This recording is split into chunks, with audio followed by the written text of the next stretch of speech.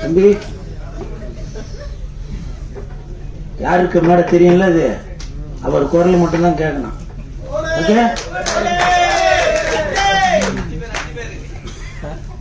மேடையில் அமர்ந்திருக்கும் அனைவருக்கும் வணக்கம். பத்திரிகை நண்பர்கள், ஊடக நண்பர்கள், இணையதள நண்பர்கள், PRO நிக்கில் முருகன், மேனேஜர் முருகேசன். முருகேசா, நீ என் மகனானி, எங்க இருக்கிறாய்? அனைவருக்கும் வணக்கம். மேடையில் பேசி கைதட்டல் வாங்கும் அளவிற்கு நான் செந்தமிழன் சீமான் இல்லை. தயவு செய்து நீங்களே ஒரு தடவை கை தட்டிருங்கப்பா. இந்த கைதட்டல்கள் அனைத்தும் பரமசிவன் பாத்திமா அந்த குழுவிற்கு தான் போய் சேரும்.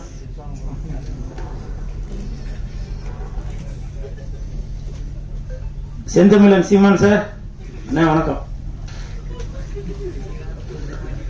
பரமசிவன் கழுத்தில் இருக்கும் பாம்பு கேட்டது, சீமான் சௌக்கியமா? இருக்கும் இடத்தில் இருந்து கொண்டால் எல்லாம் சௌக்கியமே, இசக்கி சொன்னது. அதில் இல்ல, இதில் அர்த்தம் உள்ளது. இயக்குனர் திரு இசக்கி கார்வண்ணன் அவர்களிடம் நான் கேட்டேன், சார் நம்ம படத்திற்கு இசை வெளியீட்டு விழாவுக்கு யாரு சிறப்பு விருந்தினரா வருது அப்படின்னு. அப்போ இயக்குனர் சொன்னாங்க, 2 சிறப்பு விருந்தினர் வராங்க, ஒன்னு சீமான், இன்னொன்னு கூல் சுரேஷ் அப்படின்னு சொன்னாங்க. அந்த இடத்துல ஒரு திருத்தம். என்ன திருத்தம்னா, சிறப்பு விருந்தினர் என்றால் அது சீமான், சிரிப்பு விருந்தினர் என்றால் அது கூல் சுரேஷ். அதற்கு ஒரு காரணம் இருக்கு. என்ன காரணம்னா, சீமான் என்றால் எழுச்சி, கூல் சுரேஷ் என்றால் குளிர்ச்சி, நாம் தமிழருக்கு உண்டு வளர்ச்சி.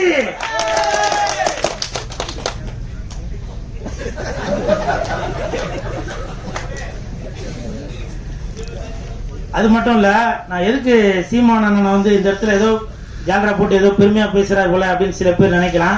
கமெண்ட்ல சில பேர் கூட அந்த மாதிரி கமெண்ட் பண்ணிட்டு இருக்கீங்க. அதுக்கு ஒரு உதாரணம் சொல்றேன்.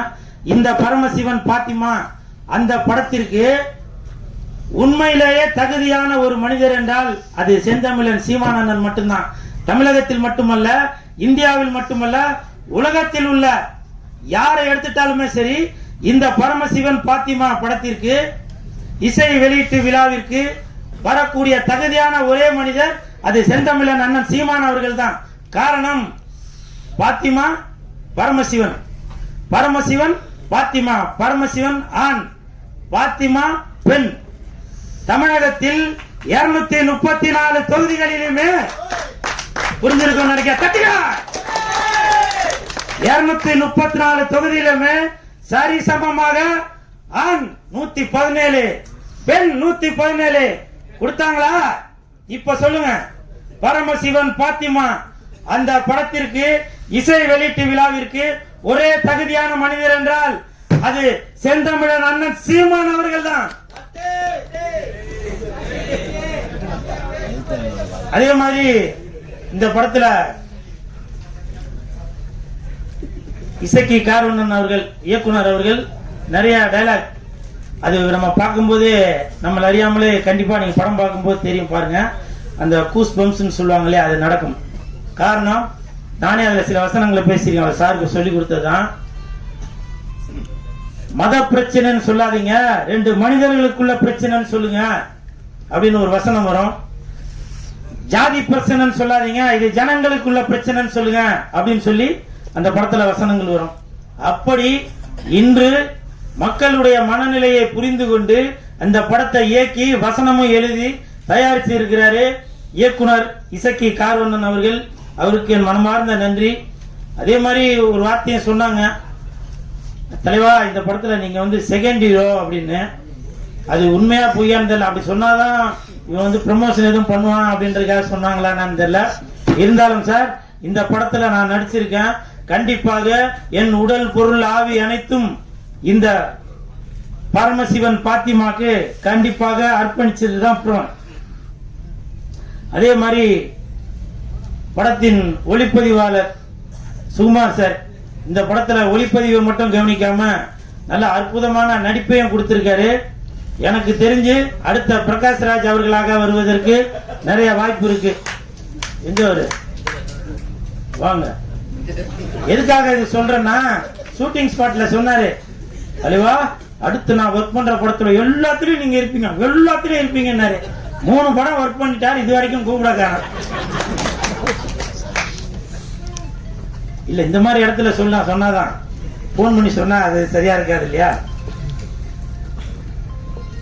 அதே மாதிரி படத்தின் கதாநாயகன் கமல் அவர்கள், விமல் அவர்கள் இல்ல, அந்த கமல் விமலுக்கு ஒரு காரணம் இருக்கு. விமல் அவர்கள், அவரை பத்தி சொல்றதுக்கு ஒன்றும் பெருசா ஒன்றும் இல்லை. அதுக்கு என்ன காரணம்னா, ஷூட்டிங் ஸ்பாட்ல அவர் உண்டு, அவர் வேலை உண்டுன்னு இருக்காரு. எனக்கு தெரிஞ்சு விஜய் சார் அப்படி இருப்பாரு. அதே மாதிரி விமல் அவர்களும் தான் உண்டு, தன் வேலை உண்டு அப்படின்னு இருக்காரு. கூப்பிட்டாக்க ஷாட்டுக்கு வராரு, இல்லைன்னா போய் பேசாம உட்காந்துறாரு. அப்படி ஒரு அற்புதமான முறை. நான் ஃபர்ஸ்ட் அவர் கூட தான் அந்த படம் ஒர்க் பண்ணியிருக்கேன். ஸோ வாழ்த்துக்கள் விமல் சார், வாழ்த்துக்கள். அந்த தம்பி உன் பேர் நம்ம விஆரா? விஆர். அந்த தம்பி வந்து என் பக்கத்தில் உட்காந்துருக்கும் போது நான் எழுதிட்டு இருந்தேன், நான் என்னையும் கொஞ்சம் நல்லா பில்டப்பா சொல்லுங்கண்ணா அப்படின்னா. ஆனால் அவன் பேசும்போது அது சொல்லியிருக்கனால அது சொல்லக்கான, இருந்தாலும் பரவாயில்ல. அந்த தம்பி விஆர் இந்த படத்துல நல்லா நடிச்சிருக்கான். அந்த பொண்ணு கூடயே சுத்தின்னு இருப்பான். அவருக்கும் என் மனமார்ந்த நன்றிகளை தெரிவித்துக் கொள்கிறேன். அப்புறம் மிகப்பெரிய நன்றி இயக்குனர் அவர்களுக்கும் இசையமைப்பாளர், உங்க பேர் என்ன சார்? தீபன் அவர்களுக்கு என் மனமார்ந்த நன்றி. ஏன்னாக்க நான் ஆடுற மாதிரி ஒரு பாட்டு போட்டு கொடுத்துருக்கீங்க, மிக்க நன்றி. ஏன்னா என்னையும் இந்த மாதிரி ஆட முடியும் அப்படின்னு சொல்லி எனக்கு ஒரு ஒரு ஒரு பேர் ஒன்று கொடுத்து, அந்த பேர் வந்திருக்காங்களா? அதெல்லாம் வரவேணான்னு இருப்பீங்களா? உள் சுழேஷ் வளர்ச்சி பிடிக்காதப்பா. என்ன பல? ஆமா ஆமா, சிவசிவாய. அப்புறம் இந்த படம் வந்து ஜூன் 5ஆம் தேதி தான் ரிலீஸ் ஆக போகுது அப்படின்னு சொல்லி இயக்குனர் அவர்கள் என்கிட்ட சொன்னாங்க. உடனே எனக்கு வந்து ரொம்ப கன்ஃபியூஸ் ஆகி போச்சு. ஏன்னா அன்னைக்கு தான் தக்லைஃப் படம் ரிலீஸ் ஆகுது. அப்ப நான் வந்து சார் கிட்ட கேட்டேன், சார் அன்னைக்கு தான் தக்லைஃப் படம் வருது, அப்ப கமலுக்கும் விமலுக்கும் போட்டியா அப்படின்னு கேட்டேன். ஐயோ அப்படிலாம் இல்லை சார் அப்படின்னாரு. அப்போ சிம்புவுக்கும் கூல் சுரேஷுக்கும் போட்டியா அப்படின்னா, ஐயோ அப்படிலாம் இல்லை சார் அப்படின்னாரு.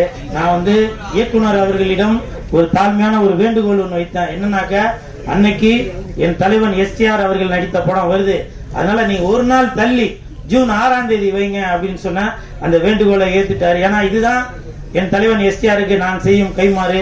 இது வந்து பெரிய போட்டி எதுவும் இல்லை, இருந்தாலும் என் தலைவனை நான் இப்படிதான் பார்க்கணும் அப்படின்ற ஒரு எண்ணத்தில் தான் சொல்றேன். என்னைக்குமே வெந்து தணிந்தது காடு, வெந்து தணிந்தது காடு, சீமானனுக்கு வணக்கத்தை போடு. அப்புறம் இன்னொரு முக்கியமான விஷயம், கமல் சார், நீங்க வந்து உலக நாயகனாக இருந்து விண்வெளி நாயகனாக மேல ஒரு படி போயிட்டீங்க. அந்த உலக நாயகன் அந்த பட்டம் வந்து இப்ப வெற்றிடமா இருக்கு. என் தலைவன் எஸ்டிஆர் அவர்களுக்கு அந்த உலக நாயகன் பட்டத்தை நீங்க கொடுக்கணும் அப்படின்னு சொல்லி நான் தாழ்மையுடன் கேட்டுக்கொள்கிறேன். இன்று முதல் உலக நாயகன் என்றால் அது சிலம்பரசன், விண்வெளி நாயகன் என்றால் அது கமலஹாசன். விண்வெளி நாயகன் என்றால் அது கமலஹாசன், உலக நாயகன் என்றால் அது சிலம்பரசன்.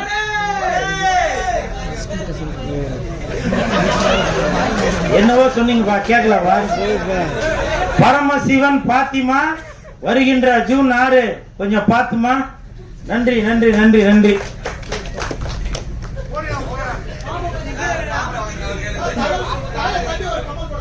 ஓகே ஓகே ஓகே, அடுத்து ஆரம்பிச்சலாம். ஒரு படத்துக்கும் கதாநாயகி அவங்க இவங்க எல்லாரையும் நடிக்க வச்சு அதை பண்ணி இதை பண்ணிட்டு வெள்ளிக்கிழமை மணிக்கு என்கிட்ட சொல்லுவாங்க, சார் நான் தெரியாம அவரை புக் பண்ணிட்டேன், தெரியாம இவங்களை புக் பண்ணிட்டேன் அப்படின்னு சில விஷயங்கள்லாம் சொல்லுவாங்க. அப்போ என்கிட்ட சொல்லுவாங்க, சார் நீங்க தான் வந்து கொஞ்சம் ஏதாவது இது பண்ணுங்க, நான் உங்களை அடுத்த படத்துல அதை பண்றேன் இதை பண்றேன்னு. இப்பவும் சொல்றேன், நான் கோமாளி இல்லைங்க, ஏமாளி.